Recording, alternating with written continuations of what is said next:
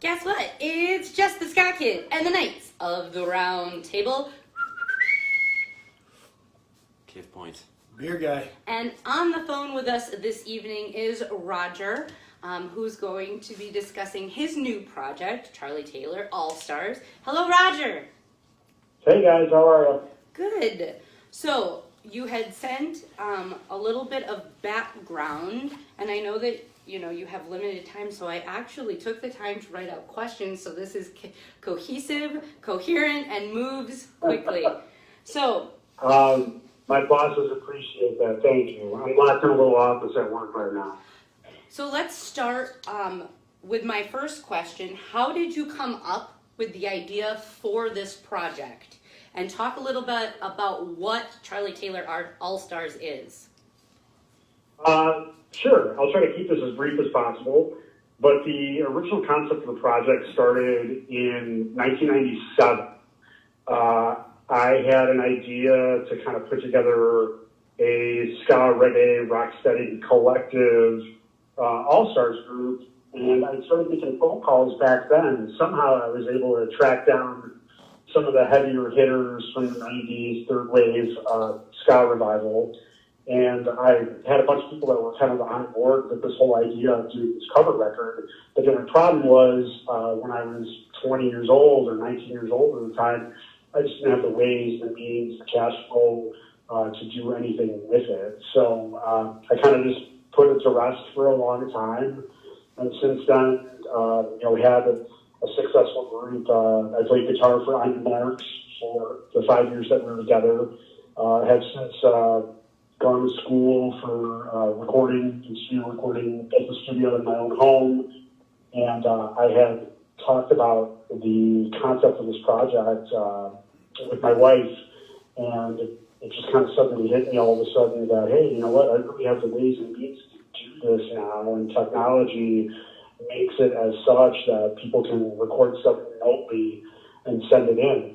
So I wanted to dive right back into working on more music after On Your Marx split up, and it's taken some time, but I just kind of started cold calling a lot of the musicians that I had spoken to 20-something years ago, and I started cold calling and emailing musicians that I've since played with or shared the stage with while I was in On Your Marx, and I was just so shocked and surprised at how many other great musicians out there that we've shared the stage with were so interested in working on this project and so willing to give up their time and donate, their vocal part or their horn parts to make this project a reality. So it's, really kind of fell together in a positive way, and it's just been, it's been stressful and it's been hard to get stuff done. There's a lot of waiting involved. It takes a lot of patience on my part, but that's kind of how the project came together. Sorry, I tried to keep that short. That's okay. A long-winded story. So it's something I've been trying to do for a long time, and it's really just started to come together now. So how did you select the musicians that are featured currently and that will be featured on the other songs that you're recording? Most of it extends to other musicians that I've played with in the past and that I've shared the stage with, whether it's musicians that I've actually been in a band with, because there are some of the musicians from On Your Marx are featured in this project as well. But a lot of them are musicians that I've played with over the years. We'll get into name dropping a little bit later, but I find a song that I want to cover, because this entire project is all cover songs. It's all soul, motown, classic R&B songs that have been reimagined as ska, reggae, rocksteady. But the musicians that I've selected to do this are pretty much people that have just been willing to do it. And I find a flavor or somebody's vocals that I really like, or just another musician that I like in general. Like, hey, I think you're a great singer. I think you'd be great for this song. Would you be interested in working on this? And I found that 9 times out of 10 people are like, yeah, absolutely, let's do that. That sounds awesome. So how long right now have you been working actively on this? I started recording A year ago, actually. It's November of 2017 is when we first laid down the first drum tracks for the first song, which, oddly enough, the first song that we started tracking is still not finished. So tonight, when we actually play what we're gonna play for our viewers, how close are those to being done? The two of the songs that I sent you are 100% done.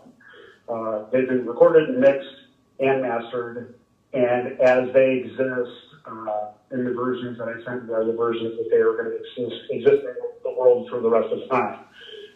Only one of the songs that I sent you is incomplete, but as it stands right now, I feel like it's good enough for presentations for us to get an idea of what I was going for. So it is a cover project, but because I know that you have played original music, do you think that this will ever become something where you will mix in original music? Wow, that's a great question. Actually, probably not. If I were to do another original ska reggae record, I would probably choose a different name for it. It doesn't mean that it's out of the question for me to write and work on a new record. But as far as the Charlie Taylor Allstars are concerned, and as far as the project's concerned, it was really just an opportunity for me to take two of my favorite, genres of music.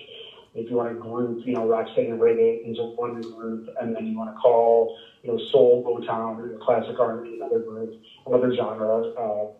This project is really put together solely for that purpose, was just to do a ska, reggae, soul compilation with different artists from across the country. Now, I know that, the New York Ska Jazz Ensemble has done that as far as, jazz is concerned, and their records are compiled, I want to say, majority of cover songs. I don't know that 100%, so please don't quote me on it. No, you're pretty accurate. Yes. So this project was developed really just to make a cover record, and whether or not it goes past the 5 or 6 songs that are in the works right now is still left to be seen. Who knows? So my next question, will this just be a studio project, or will you guys ever play out? I was talking with Mark Cooper from the Green Rockers about that, and he was really, really enthusiastic about the project, and he's actually singing on one of the songs that I sent over for you. And he seems like he really would love to be able to put this project together as a working band, if not for a couple of shows, at least one. Logistically speaking and financially speaking, I don't know that it would ever work, because we have people from LA, we have people from New York, and we have people from Nashville and Indiana and Chicago. I could never afford to foot the bill to put a show together like that. And where would we even play? There's real no hometown involved in something when you put together something like that. What about working in collaboration with a festival who would fly all of you out to be in one spot? Well, of course I would take that opportunity, 100%. Of course, I'm not going to refuse that. I've spoken to people about the possibility of that, people that I know have a couple of dollars, and they're like, yeah, maybe not. So you've mentioned now, it was in the little write-up you provided, and you've mentioned it a few times now, just in the brief interaction we've had via this phone. The cost is something that apparently weighs heavy. What is the estimated cost to do this, if I can ask that and not be too presumptuous? No, not at all. The whole thing is really not costing me much of anything. I mean, as far as recording production goes, I built a recording studio in my home, so I have the accessibility to make any of the recordings happen whenever I need, and that studio time doesn't cost me anything. As far as some of the musicians that are involved in the project, everybody's donating their time to it, which I'm over the moon grateful for the fact that everybody that's been a part of this project so far has donated their time. The only thing that's really cost me anything at this point, other than my personal time, is just the mastering process. I can record and I can mix. I don't trust myself to master my own work. And most recording engineers will tell you the same thing. So I've actually sent the finished and completed work I've sent out to New York City. There's a great mastering engineer out there. His name's Alan Gouches, and he owns a studio called West Side Music, West Side Studios. And they're actually responsible. He does most of Slackers albums. He masters all of their stuff. So, and he actually, that's how I even was introduced to him, because when I was putting together On Your Marx's second album, I was trying to find a master engineer that I really liked their sound. So I started looking at different albums of songs that I really liked the way the finished product sound, and I found that Alan's name was on a couple of different Slackers records. So I reached out to him, and that's kind of how he got involved with the project. Of course, he's not doing it for free. It costs money to do that, but it really doesn't cost as much as you would expect it to. It's only cost me a few $100s so far. Okay. So would, I know in that little write-up that you said that you were looking for, kind of a funding for distribution and things like that. Yes. Because these people that you have reached out to lay down their tracks so that this can actually come to fruition, have you tried to ask, if you asked everybody for like $10, would you be able as a whole group to do that? Is a Kickstarter an option for you? Like, you know what, that's something that really hasn't even crossed my mind at this point. It's a wonderful idea to try to put together a Kickstarter to fund this project. One of the problems, or one of the hurdles that I see involved with this particular project when it comes to money is the fact that all of the songs that are going to be a part of it are cover songs. Yep, so that costs money. Yeah, I wouldn't really worry about like paying royalty fees and stuff like that. So the reason why I would look for a label to be able to release it would be to foot the bill for distribution and to foot the bill for royalty payouts. It just takes that whole headache out of the equation for me. All the heavy lifting is done. Like, it's recorded. It doesn't cost the label anything. I've done all the production portion of it. I'm paying for the mastering process out of my pocket. So really, distribution and royalties is all I would be asking for. Now, whether or not anybody thinks this record is good enough to do that, still, we still don't know. Are you going to wait until it's complete to be able to then send it to labels to ask for their support? No, actually what I was going to do was the first 2 tracks that I sent you, being the first 2 that were finished, I plan on doing just a self-published and produced 7-inch. Okay. So that is actually the next step in this process right now, because I really don't have anything physical or tangible for anybody to hold on to, which is something that I'm doing this for me so that I have something tangible and for other people to enjoy it that way. But one of the reasons why I want to get 7-inch press is to be able to send it out to labels rather than just your standard electronic press kit, which I did bookings for a club for a short while, and you get EPK after EPK, electronic press kits, and you just go blind to them. You don't see them anymore. Like, you're looking at a screen for all of these bands that want to play a show at your venue, and you just totally, just ignore it. So I figure putting together a 7-inch, presenting that to a label might get me a little bit more attention than just sending them a couple of MP3s. Go ahead. We have a question from our beer guy. Yeah, go for it. So essentially, do you prefer just studio performance over going live because of the convenience of it? Because you have the studio in your basement, does that all of a sudden trump the rest of it because it then just becomes going to hang out in the basement versus going out and actually playing out, all royalties and all that aside? Right. It has become a convenience factor as of recently, but hold on 1 second. I'm sorry. I got somebody calling in the line. Let me hang them up. And real life sets in. Okay. You still there? I'm here. Okay, gotcha. Sorry. So, yeah, playing live versus studio stuff, it has become more convenient as far as like work goes. I worked in the bar industry for a really long time, so anytime that On Your Marx was going to play a show, I needed to take a night off of work. So it became difficult to manage stuff as far as that was concerned. I love playing live. I don't regret any of the shows that we ever played. I just have a blast when I'm on stage. But again, you're working with another group of people, where everybody has an equal say, and you're creating something original, and everybody's very passionate about what we're doing. And sometimes there can be musical differences or artistic differences, which can make things be a little bit more difficult and stressful in the performance venue of it all. Whereas the studio stuff that I'm doing now, it's just me. It's I'm talking to the band, Dad. I have a drummer over. Hey, this is kind of how I want you to play it. Okay, cool. They give their input, or they play it a little bit differently. We get a take that we think really works, and boom, boom, boom, we move on to the rest of the instrumentation until we get it right. But ultimately, the decision at the end of the day is mine, whether or not to use a particular take, or how it's going to be mixed, or the type of effects to use on it. And it's definitely easier to live in the studio, the lab, it's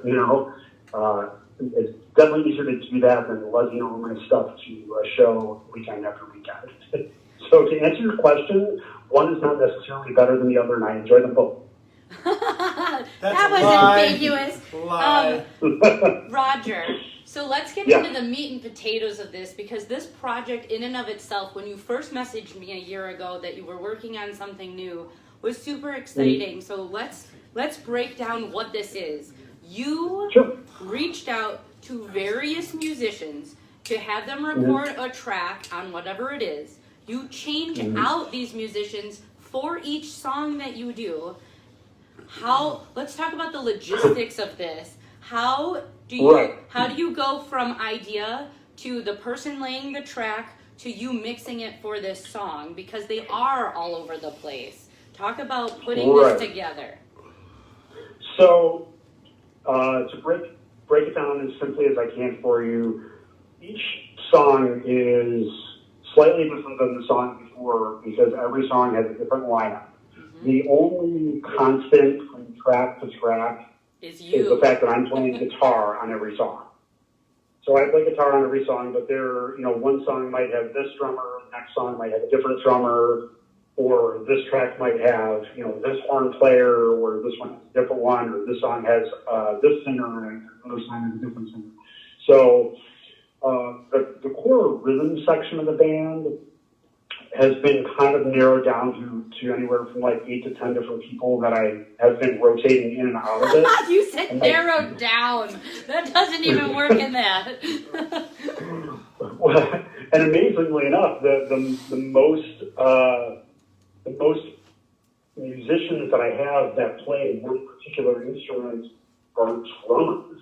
Mm-hmm. I have more different drummers on every track than any other instrument on the entire recording session so far. Because they're not consistent. So I put a message out there on Facebook about a year ago, like, hey, if any of my drummers are interested in this project, hit me up. Well, I had like 7 drummers contact me, which is next to impossible. Most bands struggle to keep, one drummer for a long period of time. What you need to do, pause. What you need to do is make a list of drummers, and then when you see other bands post, you send them that way.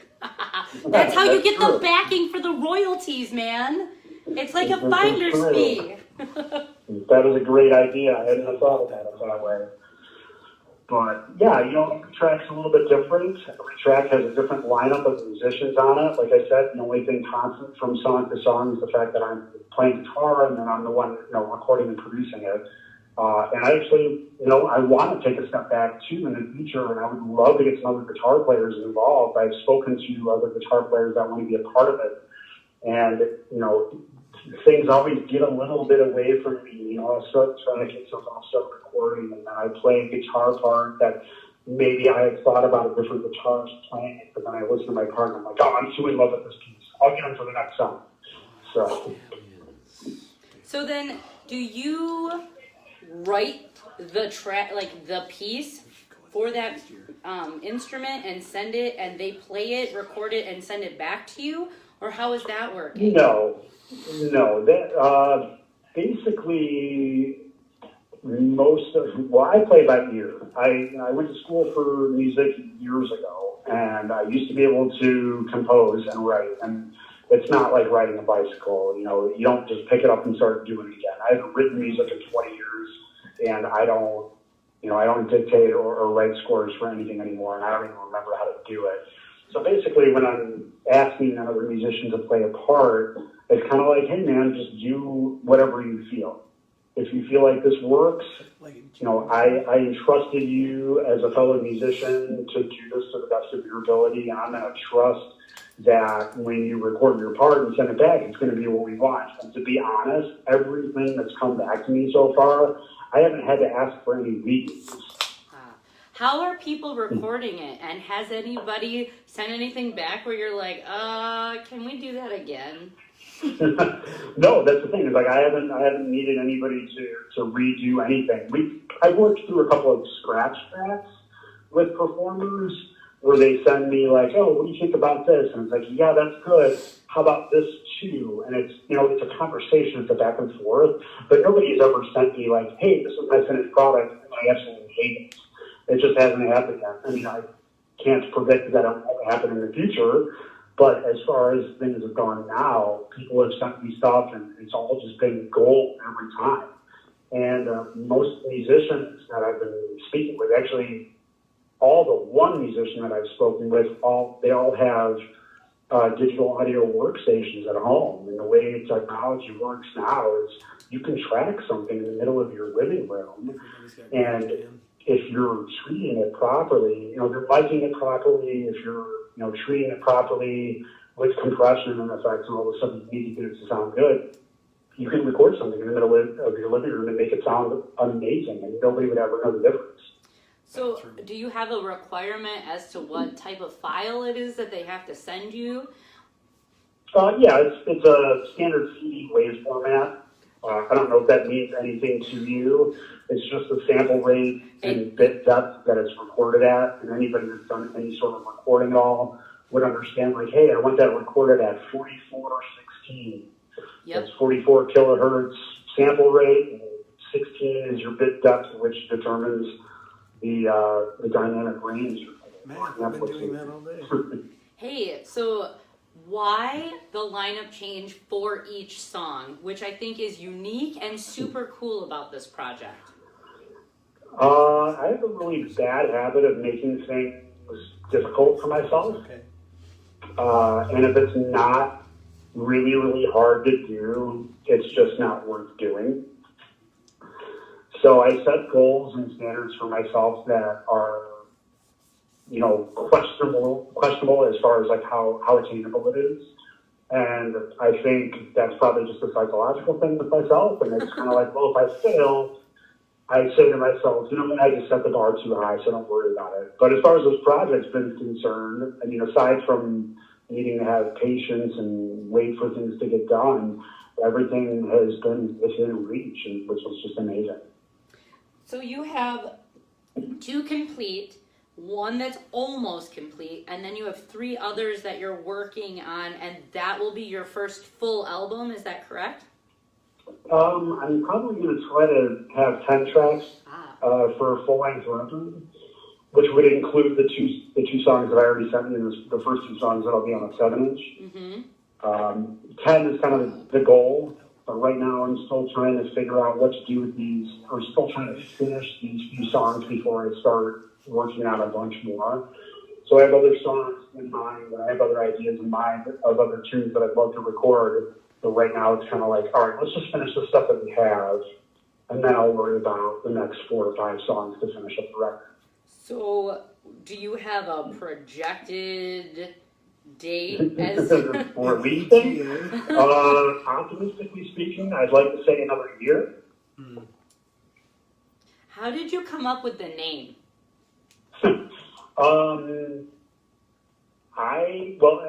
Actually, it's funny that the first name that I tossed out for On Your Marx was actually the Charlie Taylor Allstars, and nobody went for it.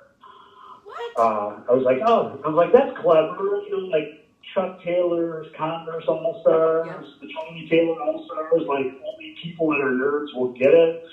And I remember talking with Kevin, the bass player, about it. I was like, oh, Charlie Taylor All-Stars, that's a cool name.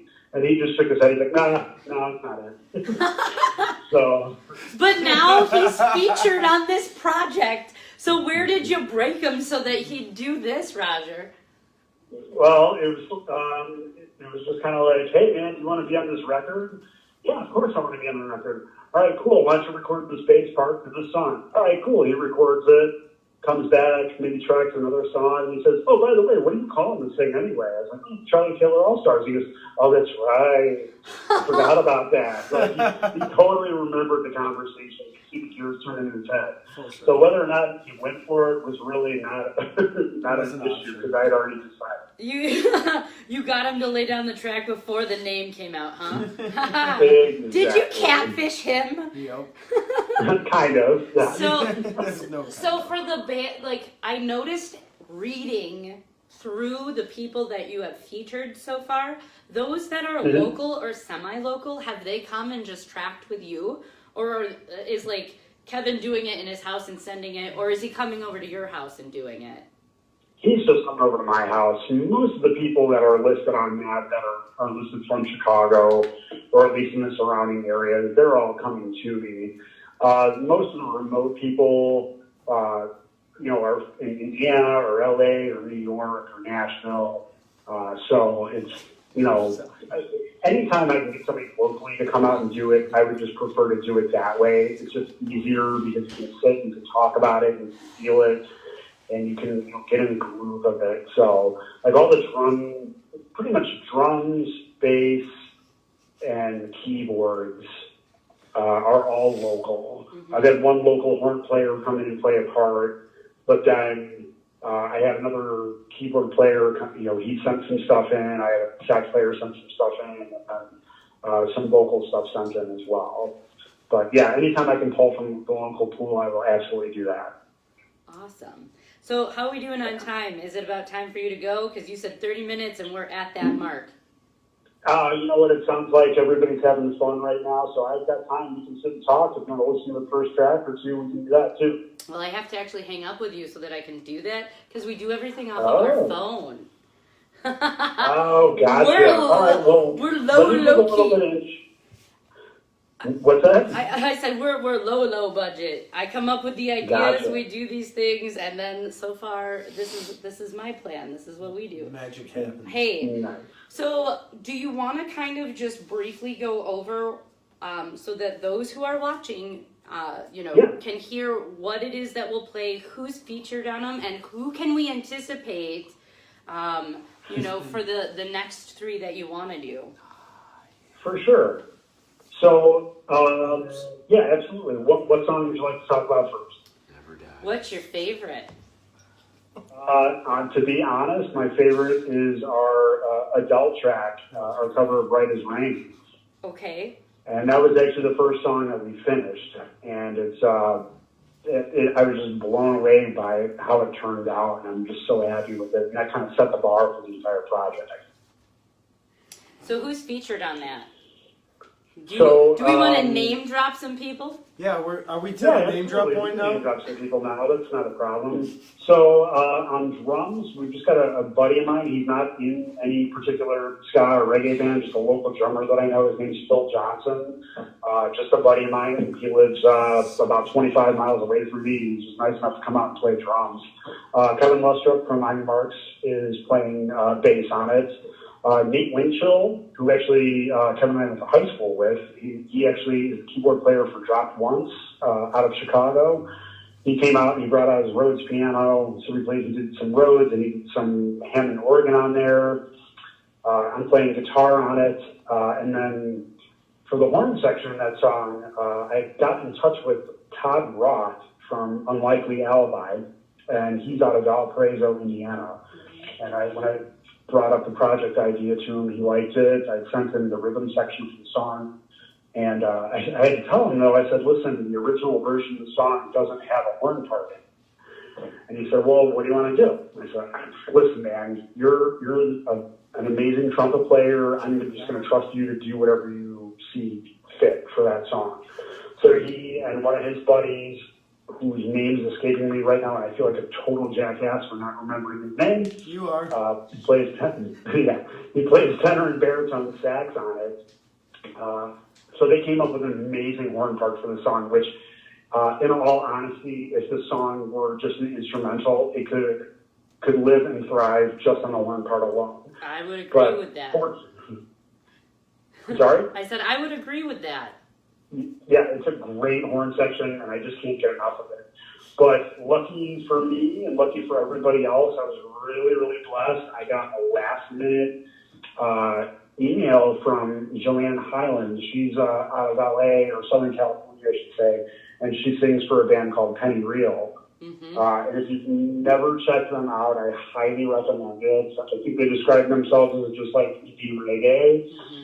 But they have done a lot of cover stuff as well, and her vocal part just really, really carries the song. I had originally intended that somebody else sing it, and Joanne really wanted to take a stab at it. So I sent her the rhythm section over, and she sang it, and I loved it, and we decided to use her on that song. Moving on to the next one. Yes, the next one, we've got Ain't No Mountain High Enough, specifically the Marvin Gaye, Tammy Terrell version of the song. And this track has, on drums, is Pete Cruz. He's actually the original drummer for On Your Marx, and has since left. He plays in a bunch of different bands all around Chicago. The biggest band that he works with is called the Nightburners, and they are just a straight-up Chicago blues band. But he's an amazing drummer, and he's actually related to Kevin on bass. And Kevin plays bass on the song as well. And then, let's see, Nate Witchell from Top Ones came back to do the organ parts of the song. I'm playing guitar. We wound up not doing a horn section for the song. It kind of seemed like it sat on its own without a horn section. But and then vocals, I was able to get in touch with Mark Cooper from Roger, and he was so passionate about doing the song, he just jumped at the opportunity right away. But in order to make his part work, I had to find a female vocalist that could carry Tammy Terrell's part and that would actually match up with Mark's vocals. Now, I knew Mark was going to be recording in Indiana and sending his stuff out, and I was very lucky to make friends with a girl by the name of Kelly Allison. She actually played in an old 90s ska band called On Your Life. They were actually from my neck of the woods from Wheaton. And it turned out that I had seen them play. I thought that my old band from the 90s, Jambalaya, had played with them. It turns out that's not true. But I was familiar with their music, and I was sort of familiar with her. But it was kind of by accident about 5 or 6 years ago that I made friends with her, and I had no idea who she was when we wound up meeting. And it wasn't until like weeks later, I'm talking to her husband, and her husband told me, "Oh yeah, Kelly used to be in this ska band." I was like, "Wait, what? What band was she in?" He's like, "Oh, she played for this band out of Wheaton called Run for Your Life." I'm like, I know those guys, right? I've seen them, I've heard of them. So we ended up becoming friends, and I presented the idea to Kelly to sing the Tammy Terrell part. And once again, she just like Mark, she jumped right on it and loved the opportunity to work on something so different than what she's done in the past. And for her to be able to get back into doing some ska and some reggae, because she hasn't really done anything since Run for Your Life. And I want to say they split up in like 98 or 99. And then the last one that we have that isn't yet completely finished, but is correct, well suited for presentation, is the Temptation song. Take it away. We're good. I only half heard of what you said. I'm sorry. I said, and the last song that is good for presentation, but not all the way yet finished, is the Temptations. cover? Yes, I had to do. I have to put like one or two covers in there that just everybody knows. You know, everybody knows Ain't No Mountain High Enough. Everybody knows Ain't You Proud of That. And I want to sprinkle in some very obvious soul songs to go in with some of the deeper cuts that I'm going to be introducing as well. And Ain't You Proud of That, it just naturally feels like a traditional ska song. Mm-hmm. And it just worked. So we started tracking stuff, and then that was Pete Cruz on drums from the original On Your Marx drummer, Kevin Luster from On Your Marx on bass. I'm actually playing keys in that, and I play guitar. We had one of our old saxophone players from On Your Marx, Tim Schuett, which I realized after I sent you your email with the description of everything that I did not list in an email. So I want to call big shout out to Tim Stewart. I forgot to name in the email. Tim does the backup tenor saxophone in it. And then to top everything off, I got really, really lucky and just over the moon again about it. Dave Hilliard from the Slackers is actually the one featured on the saxophone solo on that song. That's awesome. Yeah, he was one of the big guys that I literally, you know, I had never met Dave before. We had played with the Slackers at Reggie's in Chicago a couple of years ago, but I never had an opportunity to introduce myself to him or actually even talk to him. So I kind of cold called Dave and just said, "Hey, this is the project I'm working on.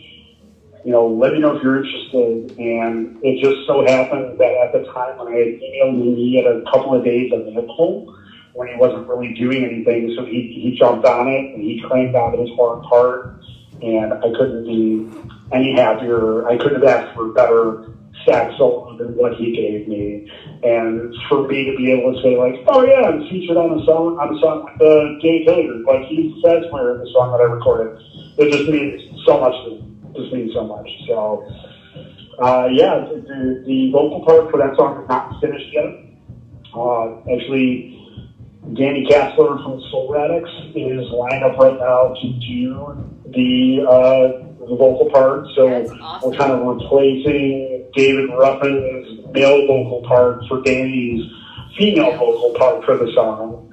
And we've run through a couple scratch tracks with it, and we're kind of nailing down where the song needs to be. But right now, the version that I sent you, I was able to find the original a cappella version with Dave Wilson from the Temptations singing it. So I wound up just dropping that right into my instrumental version. And I think it kicks ass the way it is. I think it kicks ass, but I still want to take it that one step further, and I want to include these vocals on it. So I will be excited to hear that, because I was quite blown away with them when they played the Midwest Ska Fest. And then, like, shortly after that, like a couple of years later, they're like done. And it's like, oh man. Yeah, I never got the details as to why they split up. I talked on and off the phone with Danny a couple of times, and we text, email each other, talking about music, but I never really dove into the details of why that never worked. And I think they were a great band. We played with them, I think, twice. Yep. First time we played with them at the Tonic Room in Chicago, rinky-dink shitty, I don't want to call it shitty, but small, small, personable, cozy bar with a stage barely big enough to fit 3 people on it, let alone 9 people from On Your Marx, and however many 8 or 9 people with Soul Radix at the time too. But when we played with them, I was so impressed with them. I thought they were great. And Danny had come up to me afterwards too, and had mentioned, she's like, "Yeah, you just never know with these out of town shows. Like, they could set you up with the worst band in the world, and you just don't know until you get to the show." She's like, "I'm just happy that you guys were good." Yes. I said, "Well, hey, thanks. Don't be black." So, what is going to be the next song that you're going to start working on? Or the 3 that you sent me, are they already in production, those 3? So, the 3 songs that I sent you are the closest ones to being done. The next one that I'm talking about, which is actually the first song that I recorded, is David Bowie's Red Americans. I've shopped around this song to many different singers. There's only one person that I want to sing it, Unfortunately, he just won't return my emails, but we'll just leave it at that. What? Wait, time out. How do we make this happen? Yeah. How do we make that happen? I don't know how we make it happen. Who do we reach out to? Who do I need to contact? Yep. Who do we harass? I don't want to be that annoying guy. I'll, if it happens, it happens. I would love for it to happen, but I'm going to keep shopping around and see if anybody else would be great to sing it. We can have that conversation in private. But I don't want to message. Hey, I was going to say, if you're going to vet other human beings, you should definitely reach out to Tutu's lead singer. Yes. Because that would be a fucking perfect fit, right? That man is brilliant. David Springer, aka Little Richie Speck. If you haven't gotten to watch last week, or if you don't know who Tutu and the Pirates are, that's my suggestion to you, because I feel that his vocal presence would match perfectly with a Bowie song. The man's a beast. Oh wait, they do a Bowie fucking cover band. Space Face, and they have a show coming up on the 9th in Chicago. Nice. Mm-hmm. No, I haven't heard of them. Actually, I was just briefly going through the Jess the Ska Kid page before I made the phone call, and I came across that video, or at least your presentation for them. So I had not heard of them until I scrolled through there. But that's good reassurance. Maybe you can make an introduction email, and we can hash something out. Yes, I can. It's because I'm cute and I make things work. Just kidding. Yeah, that's what I like to hear. Oh, that's funny. Yeah, the other two songs that we're working on right now is Joanne Hyland actually had made a suggestion. Joanne from Penny Real, she's the one that sings on the adult track too. She said Irma Thomas Ain't Hitting on Nothing, which actually I was not even familiar with the song. I had to look it up. And she had said, "Oh, this would be a great song. We should, if you want to do another song with me, we should totally record this." And I said, "Oh, sure, I'll check it out. I'll listen to it." And I heard the song and I was like, "Oh my God, this is amazing. There's so many great things that we can do with this." So we've already started tracking that song. We've got a rhythm section for it. Todd Roth from Unlikely Alibi, he actually has a copy of the rhythm section right now. And with any luck, he'll be able to work out a one part for it. And then, I'm going to send it back to Joanne. She's only heard the rhythm section recording that we have. And she is in the process of moving right now. So she doesn't really have any availability to studio time at the moment. But I know that when she gets all situated where she's at now, she's going to be cranking out the vocal part for that. I'm really looking forward to it. And the last song that we're working on is actually a week, or this coming Sunday actually. I'm having a drummer over by the name of John Freer. He's just a local drummer out of Chicago. He's not affiliated with any bands right now, but really, really talented drummer. We're going to be working on Junior Walker's "What Does It Take?" And it's Junior Walker's original version. It's just your classic soul R&B track. But Junior Walker was a great saxophone player. And Fred Reuter from the New York Ska Jazz Ensemble was actually the one that recommended or suggested that that would make a good, cover song for the Charlie Taylor Allstars. So I'm happy to say that Fred Reuter from the New York Ska Jazz Ensemble will actually be featured playing sax on that recording as well. And that the singer for it, Joanne, introduced me to Malik Moore, who sings for a couple of different acts out of California, most recently the Lions, and they are just a great classic reggae sound. And Leek and I had a conversation just a couple of days ago. We had our first introduction phone call, and he just has similar ideas of what can be done with the song. And when I told him about that song that we wanted to work on it, he did his research on it and really fell in love with it too. So I'm excited to be featuring Malik on that song as well. Awesome. So, my friend, we're almost at the top of the hour already. Yeah, it's crazy. I can't believe I've been locked in this office for that long. Real? I don't know. Are you locked for real? No. Not locked, but there's a lot going on at my shop right now, and I'm just locked myself in the office, so I'm not everybody's way. So So, in closing, what would you like to say? Yeah. Where can people find you anywhere? Are you going to release this on any social media platforms? Give us an in closing. Wrap up there, Roger. Yes. So in closing, there is currently no web presence for this project online at all right now. That's incorrect. That's not right. You know why? Because you can find it here on Jess the Ska Kid. Yay! Because that's the next step is to put up at the very least I'd like to get a Bandcamp page and a Facebook page for the band. So that's next step. It's just so many moving parts, all moving at the same time. A lot of waiting, a lot of hurrying. But in closing, like you said, I really want to thank you guys for having me on the show. I appreciate you helping me put my music out there. I'm really excited about it. I'm really proud of it. I feel like it's something that's never really been done before, especially to do something like feature a different artist on every single song. I'm proud of the work that I'm doing. I'm happy that it's going to be able to get out there. I'm happy that you guys are able to feature it before anybody else on the planet. And I hope everybody watching and listening enjoys it. And please, anybody out there that wants to be involved in a compilation project, whether you play keyboards or a horn, or you sing, or this is something that you just really speaks to you, please send me a message on Facebook. I would love to have a conversation with you and try to make this happen. If you out there in the listening realm of interwebs are interested in actually connecting with Roger, feel free to shoot me a message. I will put you in contact with him so that further collaboration can occur. It's true.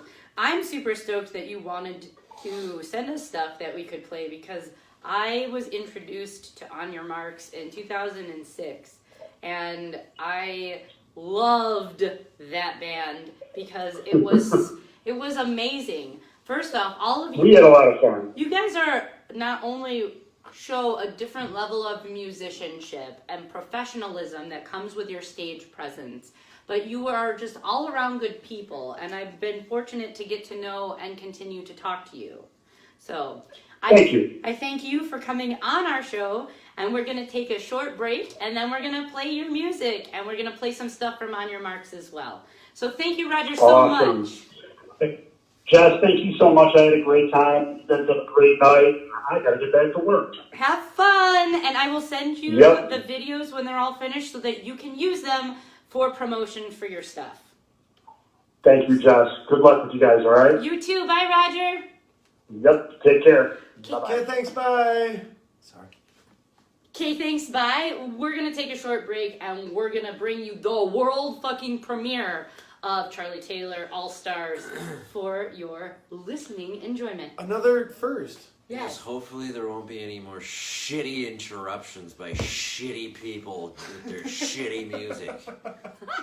Anyways, we'll be back. Oh, that was all the points. Okay, thanks, bye. 5 of them.